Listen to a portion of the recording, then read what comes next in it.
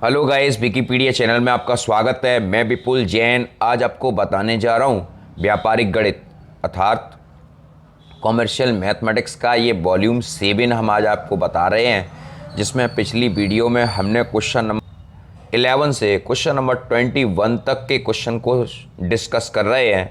Daily updates लेने के लिए चैनल को सब्सक्राइब करें और बेल आइकन को पोस्ट करें, जिससे आपको नोटिफिकेशन के जरिए वीडियो मिल सके। देखते रहिए विकिपीडिया चैनल। जय जिनेंद्र।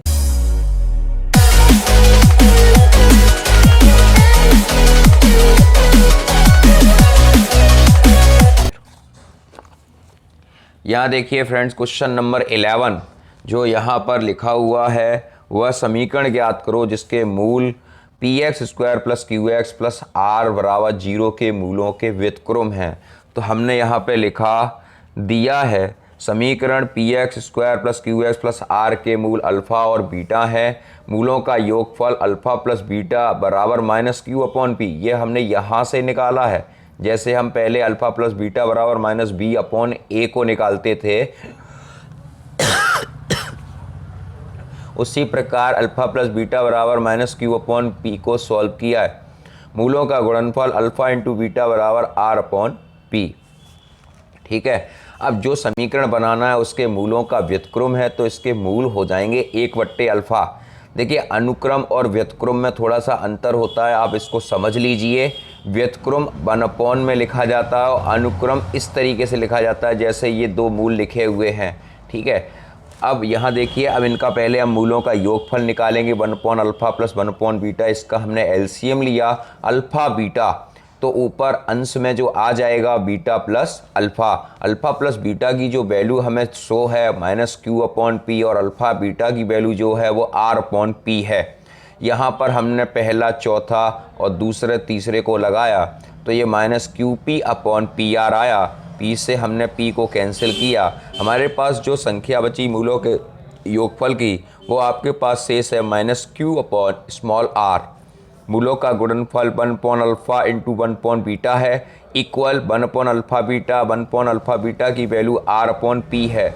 तो हमने यहाँ पर इसे पुट किया तो ये पहला, चौथा, दूसरा, तीसरा इसमें भी लागू होगा, तो p/r ये बन गया।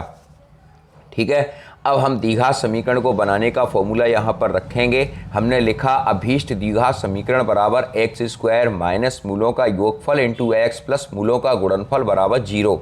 यहाँ पर हम मूलों का योगफल हमारा जो आया था -q/r जो हमने यहाँ पर रखा है, और मूलों का गुणनफल जो आया p/r वो हमने यहाँ रखा। दोनों के पास से माइनस माइनस हो गया प्लस, दोनों के पास से हमें r एलसीएम दिखता है, तो इसके हिसाब से हमने एक यहाँ पर लिखा और r को हमने डायरेक्टली करके r को 0 में भेज दिया है। एक स्टेप यहाँ पर ख़त्म हो गया। इस प्रकार इस द्विघात समीकरण की जो वैल्यू सामने आ रही है वो है rx² + qx + p बराबर 0। ठीक है। नेक्स्ट क्वेश्चन की तरफ बढ़ते हैं, क्वेश्चन नंबर 12 की तरफ। क्वेश्चन नंबर 12 क्या कह रहा है हमारे सामने? क्वेश्चन नंबर 12 है, यदि समीकरण x² + bx + c बराबर 0 और x² + px + q बराबर 0 में एक मूल वैनिष्ट है, तो सिद्ध करो c - q का होल स्क्वायर बराबर b - p pc - bq है। ये हमें प्रूव करना है। ये हमें प्रूव करना है। यहाँ देखिए, एक मूल को वैनिष्ट मानना, एक मूल आप ले सकते हो। हम अल्फ़ा और बीटा में से हम एक अल्फ़ा ले रहे हैं। हमने यहाँ पे लिखा माना अल्फ़ा मूल दोनों समीकरणों में वैनिष्ट है। माना अल्फ़ा मूल दोनों समीकरणों में वैनिष्ट है, अतः दोनों समीकरणों को संतुष्ट करेगा। अल्फ़ा² ये यहाँ से हम सेट करेंगे अल्फ़ा² + b∞ + c बराबर 0।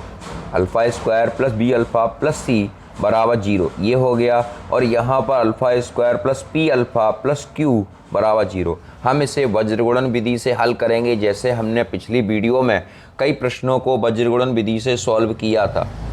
ठीक है। अब यहाँ देखिए, वज्रगुणन विधि जब हम करते हैं तो हम एक बार उस मेथड को फिर दोबारा से आपके सामने दोहरा देते हैं। जैसे अल्फ़ा² है ये, तो अल्फ़ा² को मैंने ऊपर लिखा, अगर अल्फ़ा स्क्वायर लिखते हैं तो अल्फ़ा स्क्वायर से जुड़े हुए किसी भी पद को नहीं लिखेंगे। अब इसके बाद जो शेष पद रह जाते हैं वो दोनों समीकरणों में अल्फ़ा स्क्वायर नीचे भी है, अल्फ़ा स्क्वायर ऊपर भी, तो उन पद को छोड़कर शेष जो पद रह जाते हैं उसका आपस में गुणा करते हैं। जैसे हमने अल्फ़ा स्क्वायर यहाँ पर लिया तो यहाँ पर b और c ऊपर वाले समीकरण में बचा और नीचे आपका p और q बचा, तो b का गुणा हमने q में कर दिया वो ये मिला, और p का गुणा c में कर दिया वो ये मिला। इस तरीके से ये सिस्टम चलता है, ठीक है। फिर इसके बाद और जब b से q में करने के बाद एक परमानेंटली एक माइनस का निशान आता है, ठीक है। इसी प्रकार जब हम अल्फ़ा लेंगे, हमने c को यहाँ पर छोड़ा था, c को यहाँ पर छोड़ा था तो c का हमने इसमें गुणा किया तो ये आ गया c माइनस क्यू और ये आ गया q, ठीक है, c माइनस 1, क्योंकि अल्फ़ा स्क्वायर के पास कोई भी गुणांक नहीं है तो ऐसे इस प्रकार से हम उस वहाँ पर 1 मानेंगे और फिर q का गुणा इसमें करेंगे c माइनस क्यू।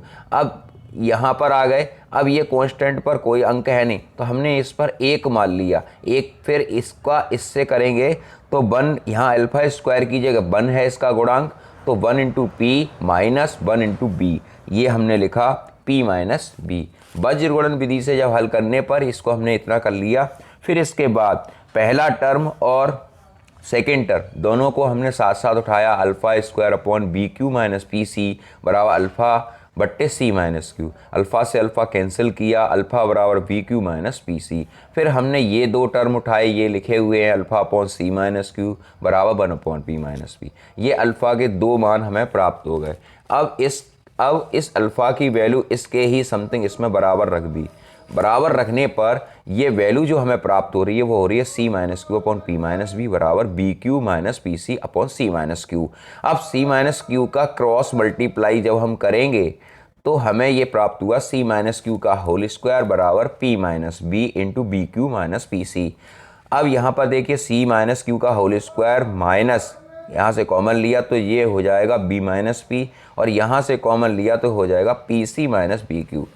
अब यहाँ जरा देख लीजिए, c माइनस क्यू का होल स्क्वायर बराबर plus b minus P into P C minus B Q.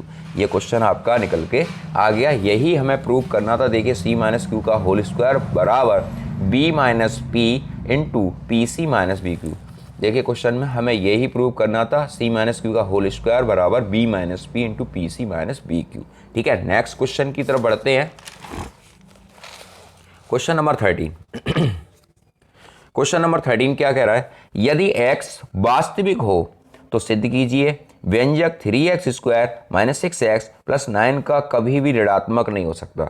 वास्तविक का मतलब क्या होता है? वास्तविक मैंने सबसे पहली वीडियो में यानी वॉल्यूम फर्स्ट वीडियो में मैंने बताया था, मूल वास्तविक होते हैं तो x की जो वैल्यू है वो पॉजिटिव है, ठीक है, और नेगेटिव है तो काल्पनिक है, और जब मूल समान होते हैं तो वैल्यू 0 आती है। ठीक है, हमने ये आपको पहली वीडियो में बताया था। अगर आपको नई जानकारी हो, आप नए जुड़ रहे हो हमसे, तो आप पहली वीडियो को वॉल्यूम 1 की वीडियो को आप अवश्य देख लें, जिससे आपकी कोई भी प्रॉब्लम ना रह जाए। यहाँ देखिए 3x square minus 6x plus 9 बराबर बाई हमने मान लिया। एक बाई ये वास्तविक संख्या है, एक आर्बिट्रेरी कॉन्स्टेंट हमने ले लिया यहाँ पर कि बाई को।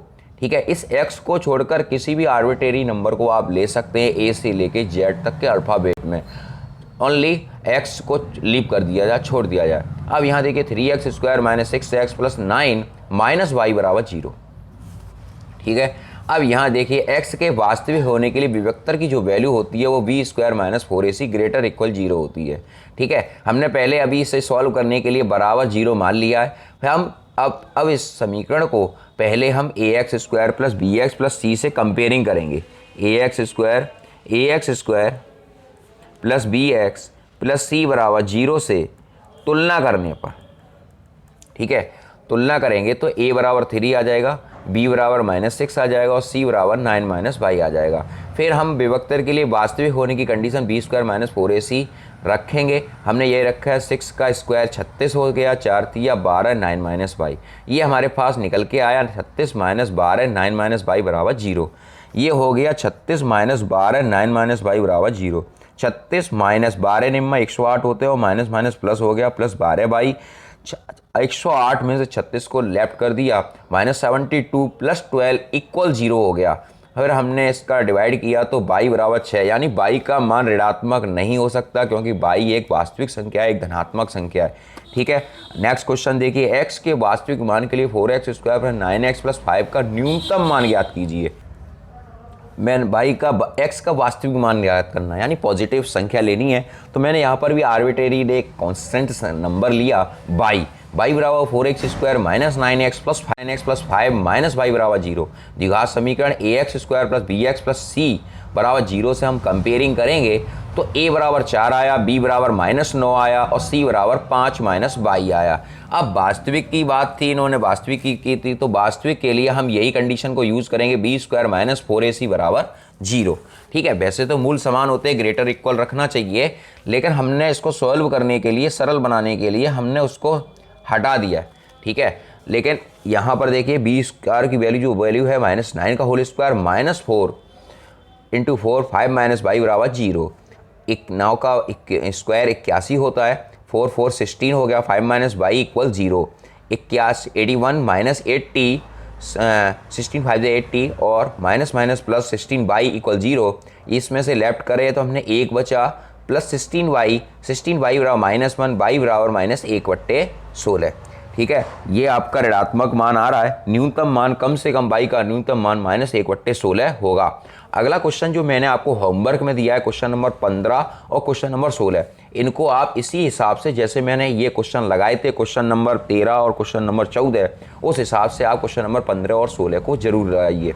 यहाँ देखिए मैं क्वेश्चन आपके सामने पढ़ दे रहा हूँ एक्स के किस वास्तविक मान के लिए, और आप स्क्रीनशॉट ले लीजिए इसका क्वेश्चन नंबर 15 और क्वेश्चन नंबर 16 का, जिससे आपको वीडियो में कोई दिक्कत ना हो। x के किस वास्तविक मान के लिए 4x square minus x minus 1 का महत्तम मान ज्ञात कीजिए। ठीक है, तो ये लिखा है, इसका आंसर 8 आ रहा है। यदि x वास्तविक हो तो व्यंजक 5 plus 4x minus 4x square का महत्तम मान ज्ञात करो। इसका आंसर 6 आ रहा है। ठीक है, यहाँ पर जरा देखिए क्वेश्चन नंबर 17, यदि x वास्तविक हो तो सिद्ध कीजिए व्यंजक 11x square plus 12x plus 6 का मान बट्टे x square plus 4x plus 2 का मान -5। यदि x वास्तविक हो तो सिद्ध कीजिए व्यंजक 11x square plus 12x plus 6 upon x square plus 4x plus 2 का मान -5 और 3 के बीच नहीं हो सकता। यहाँ लिखा है माना कि 11x square plus 12x plus 6 बट्टे x square plus 4x plus 2 बराबर y। एक्स स्क्वायर बाई, हमने इसका कैंची का गुणा किया, ये हमारा x लिखा है। ठीक है, हमने इसका क्रॉस मल्टीप्लाई किया तो ये क्रॉस मल्टीप्लाई आने पर ये आया x square by plus 4xy plus 2y equal 11x square plus 12x plus 6। अब हमने इसको सेपरेट किया, ये सारे पद को लेफ्ट हैंड साइड को हमने लाए तो ये आया x square by minus 11x square plus 4xy minus 12x plus 2y minus 6 equal 0। अब यहाँ देखिए एक्स स्क्वायर और एक्स स्क्वायर के टर्म को हम इकट्ठा करेंगे। एक्स स्क्वायर ये हमने इकट्ठे कर लिए, तो यहाँ से हमने बाई एक्स स्क्वायर को बाहर किया, अंदर बचा बाई माइनस 11। यहाँ से देखिए 4x को हमने बाहर लिया बाई माइनस 3, यहाँ से 2 को कॉमन लिया बाई माइनस 3, ये 2 नहीं आएगा। ठीक है, इक्वल 0, यह हो गया। फिर इसके बाद द्विघात समीकरण, ax square plus b x plus c बराबर 0 से comparing square plus b x plus c बराबर 0 से कंपेयरिंग करेंगे तो a बराबर बाई माइनस 11, b बराबर 4 इंटू बाई माइनस 3 और c बराबर 2 इंटू बाई माइनस 3, यह हो गया। फिर समीकरण के मूल वास्तविक होंगे तो ये लिखा b square minus 4ac greater equal 0। अब इसमें रखेंगे तो मूल वास्तविक होंगे कि नहीं होंगे वो हमें यहाँ पर देखना। देखिए b square minus 4ac greater equal 0, ये देखिए 4 बाई माइनस 3 का whole square minus 4 into by minus 11 into 2 by minus 3 greater equal 0। अब यहाँ देखिए इसका हमने स्क्वायर खोला, 16 हो गया, by minus 3 a minus b का होल स्क्वायर ओपन करेंगे। ठीक है, तो ये हो गया Y square plus 9 minus 6y। यहाँ देखिए 4 2 जा 8 हो गए, बाई माइनस 11 और बाई माइनस 3 का मल्टीप्लाई हम करेंगे। ठीक है, तो यहाँ पर देखिए y square minus 3y minus 11y minus minus plus 11 3 जा 33 बराबर 0। यहाँ देखिए अगला, यहाँ 8 जो 8 है वो हमने यहाँ से कॉमन उठाया तो यहाँ बचेगा 2, तो 2 का हमने अंदर मल्टीप्लाई कर दिया, 2y स्क्वायर 2 9 जा 18 2 6 जा 12y यहाँ कुछ भी नहीं बचेगा, माइनस बाई स्क्वायर, अंदर माइनस का मल्टीपल हम कर रहे हैं, माइनस बाई और 11 और 3 14 होते हैं, ये माइनस के होंगे, माइनस माइनस हो जाएगा प्लस, और माइनस 3 ग्रेटर इक्वल 0। ठीक है, यहाँ से हमने 8 कॉमन लिया, 2 बाई स्क्वायर में से बाई स्क्वायर को निकाल देंगे तो ये बाई स्क्वायर बचेगा। फिर माइनस 12y और प्लस के 14y में से लैप्स करेंगे तो ये प्लस का 2y बचेंगे, और माइनस 33 में से प्लस के 18 को हम लैप्स करेंगे तो माइनस 15 बचेंगे, ग्रेटर इक्वल 0। ये 8 आपका 0 में चला जाएगा, 8 का मान 0 के बराबर या अधिक नहीं हो सकता। ठीक है, यहाँ लिखा by square plus 2y minus 15 greater equal 0, by square plus 5y minus 3y minus 15 greater equal 0। यहाँ से हमने बाई स्क्वायर को दोनों पदों से कॉमन लिया है, by plus 5 minus 3 by plus 5 greater equal 0। By plus 5, यहाँ से बाई प्लस 5 को कॉमन ले लिया, अंदर बचा बाई और माइनस 3। ठीक है, ये पद आ गया, इसको हमने सॉल्व किया तो बाई बराबर -5 और बाई बराबर 3। अब हम संख्या पद्धति पर हम इसको हमने डिजाइन किया है, ज़रा आप देख लीजिए। बाई का मान जो दिखा रहे हैं, ये बाई का जो मान दिखा रहे हैं ये -1 -2 -5 ये लिखा है और 3 ये लिखा है, यानी इसके बीच में क्वेश्चन ये था, आप देख लीजिए जरा क्वेश्चन को। क्वेश्चन ये था, यदि x वास्तविक हो तो सिद्ध कीजिए बाई का मान -5 और 3 के बीच में नहीं हो सकता। अब यहाँ देखिए जरा, इसकी वैल्यू -5 और +3 के बीच में नहीं हो सकती। मैंने यहाँ पे लिखा बाई बराबर -5, अर्थात बाई बराबर 3 से संबंध संतुष्ट हो जाता है। बाई का मान -5 तथा 3 के बीच, यदि हम -3 ले लें, -3 ले सकते हैं, -2 ले सकते हैं, रखने पर जो -3 + 5 होता है और -3 ये -6 आ रहा है, यानी हम थोड़ा आगे सरक गए, अर्थात -6 ऋणात्मक हो जाता है जो असंगत है। अतः बाई का कोई भी मान -5 और 3 के बीच संभव नहीं है। ठीक है, अगला देखिए, मैंने ये 2 क्वेश्चन जो आपको होमवर्क में दिए हैं, इसका आप स्क्रीनशॉट ले लीजिए जिससे आपको पढ़ने में कोई दिक्कत ना हो।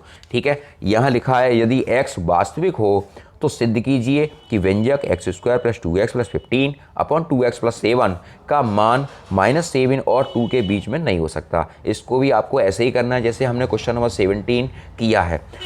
यदि x वास्तविक हो तो सिद्ध कीजिए यदि पद सहित x² + 2x - 11 अपॉन 2x - 3 तो 2 और 6 के बीच मानों को छोड़कर कोई भी संख्यात्मक वैल्यू ग्रहण कर सकती है या कर सकते हैं। ठीक है, ये दोनों क्वेश्चन आपको होमवर्क में करने हैं। क्वेश्चन नंबर 20 को मैं सॉल्व कर रहा हूँ। यदि x वास्तविक हो तो सिद्ध कीजिए व्यंजक x² - 2x + 4 upon x² + 2x + 4 का मान 1/3 और 3 के मध्य होगा। अब यहाँ देखिए, यहाँ पर भी वास्तविक की कंडीशन है। वास्तविक क्या होता है? वास्तविक होता है पॉजिटिव नंबर। आर्बिट्रेरी कांस्टेंट में हम पॉजिटिव नंबर लेंगे। यहाँ लिखा, माना कि x² - 2x + 4 upon x² + 2x + 4 equal by. यहाँ लिखा है x² - 2x, हमने इसको कैंची का गुणा किया तो x² - 2x + 4 ये आ गया, और इसका अंदर गुणा करेंगे तो ये बना x² by + 2x by + 4y। ठीक है, यहाँ देखिए हमने इसको सेपरेट किया, लेफ्ट हैंड साइड की तरफ लेके आए और सभी को हमने जो पॉजिटिव थे वो नेगेटिव हो गए लेफ्ट हैंड साइड के आने पर। यहाँ x² - 2x + 4 ये x² बाई ये लेफ्ट हैंड की तरफ आए हैं तो ये हो गया -x² बाई। ठीक है, -2xy - 4y = 0। अब यहाँ से x² के टर्म को हम इकट्ठा करेंगे और उनको कॉमन बनाएंगे। x² बाई x², ये x² का टर्म और -x² बाई, ये दोनों टर्म को हमने उठाया। यहाँ से हमने x² को कॉमन लिया, अंदर जो शेष बचा वो बचा 1 - बाई, और ये -2x हमने ये -2x की फॉर्म लेंगे तो ये अंदर बचा माइनस पॉजिटिव हो जाएगा, -2x हमने कॉमन ले लिया है तो 1 + बाई। अब शेष जो नंबर बचे हमारे पास 4 - 4y, तो यहाँ से हमने 4 कॉमन लिया तो अंदर बचा 1 - बाई बराबर 0। अब यहाँ ज़रा देख लीजिए आप, हम इसको कंपेयरिंग कर रहे हैं ax² + bx + c बराबर 0 से। ठीक है, तो हमने a बराबर जो वैल्यू मानी 1 - बाई, ठीक है, ये हमने मानी। b बराबर जो वैल्यू मानी -2 × 1 + बाई, और c बराबर जो वैल्यू मानी 4 × 1 - बाई। मूल वास्तविक होने के लिए कंडीशन ग्रेटर इक्वल 0 होती है, तो हमने b² - 4ac greater equal 0, b की जो वैल्यू थी -2 1 + बाई ये आ गया, फिर -4 a की वैल्यू है 1 माइनस वाई और c की वैल्यू है 4 इंटू 1 माइनस वाई। 2 दूनी 4 हो जाएगा 1 प्लस वाई का होल स्क्वायर और 4 4 का गुणा करेंगे तो 16 आएगा इंटू 1 माइनस वाई का स्क्वायर ग्रेटर इक्वल 0। अब यहाँ देखिए ज़रा आगे हम बढ़ते हैं इस क्वेश्चन की तरफ। ये देखिए ये क्या लिखा है, यहाँ देखिए मैंने यहाँ से 4 कॉमन लिया, पहले आप यहाँ से देख लीजिए। देखिए 4 into 1 plus y square minus 16 1 minus y square greater equal 0 आ रहा है। तो यहाँ से 4 कॉमन आएगा, अगर 4 कॉमन आएगा तो अंदर बचेगा 1 प्लस वाई का square minus 4 into 1 minus y का स्क्वायर ग्रेटर इक्वल 0। ठीक है, यही लाइन हमने इधर लिख दी है, देखिए ज़रा यही लाइन 4 इंटू 1 प्लस वाई का whole square minus 4 into 1 minus y का स्क्वायर ग्रेटर इक्वल 0। अब यहाँ से 4 को तो हमने 0 में भेज दिया, ठीक है। अब ये बचा 1 प्लस वाई स्क्वायर, ये हो गया 1 प्लस वाई स्क्वायर करेंगे 1, इसको भी हमने इस ब्रैकेट को भी हमने ओपन किया 1 plus y square minus 2y greater equal 0। 1 plus y square plus 2y minus 4 का मल्टीपल हम इस ब्रैकेट के अंदर करेंगे तो माइनस 4 वाई स्क्वायर और माइनस माइनस माइनस हो गया प्लस 8y ग्रेटर इक्वल 0। फिर इसके बाद 1 और माइनस 4 ये हो गया minus 3 y square minus 4y square ये हो गया माइनस 3y स्क्वायर, ये 2y प्लस 8y ये हो गया 10y ग्रेटर इक्वल 0। अब यहाँ से हम पहले इसे असेंडिंग ऑर्डर के रूप में लिखेंगे। यहाँ पर देखिए minus 3y square plus 10y minus 3, ये घातों का असेंडिंग ऑर्डर है। पहले बड़ी घात लिखी जाती है, फिर छोटी घात लिखी जाती है, फिर उसके बाद कांस्टेंट नंबर लिखे जाते हैं। इस तरीके से ये चलता है। यहाँ देखिए अब हमने 3 3 9 9 9 और 10 लाने हैं, लेकिन जोड़ के लाने यहाँ पर माइनस है, ठीक है। तो इसलिए माइनस माइनस हो जाएगा plus 3y square plus 9y plus y minus 3। यहाँ से 3y हमने कॉमन लिया, अंदर जो शेष बचा y minus 3 plus 1 y minus 3 greater equal 0। यहाँ देखिए 3 माइनस 3y प्लस 1 और y minus 3 greater equal 0, minus 3y plus 1 बराबर 0, y बराबर 3, माइनस 3y बराबर माइनस 1, y बराबर 1/3। उपयुक्त कथन तभी सत्य होगा जब y का मान 1/3 और 3 के मध्य हो, क्योंकि यदि y का मान 3 या 1/3 से कम होगा तो वह ऋणात्मक हो जाएगा, जो इस संबंध से विपरीत है। यदि x वास्तविक है तो y का मान 3 और 1/3 के बीच होगा। लास्ट क्वेश्चन जो मैंने आपको होमवर्क में दिया है, क्वेश्चन नंबर 21 को आप देख लीजिए। x के वास्तविक मान के लिए सिद्ध कीजिए व्यंजक x square minus x plus 1 upon x square plus x plus 1 का अधिकतम मान 3 तथा न्यूनतम मान 1/3 होगा। ठीक है फ्रेंड्स, मैंने आपको ये बता दिया। अब आपको ये क्वेश्चन सारे करने हैं। फिर भी अगर आपकी कोई प्रॉब्लम रह जाती है तो विकीपीडिया चैनल के माध्यम से अपनी प्रॉब्लम को हमारे साथ साझा करिए, शेयर करिए, वीडियो को लाइक कीजिए। अगर आप नए हैं तो चैनल को सब्सक्राइब करिए। ठीक है, देखते रहिए विकीपीडिया चैनल। जय जिनेंद्र।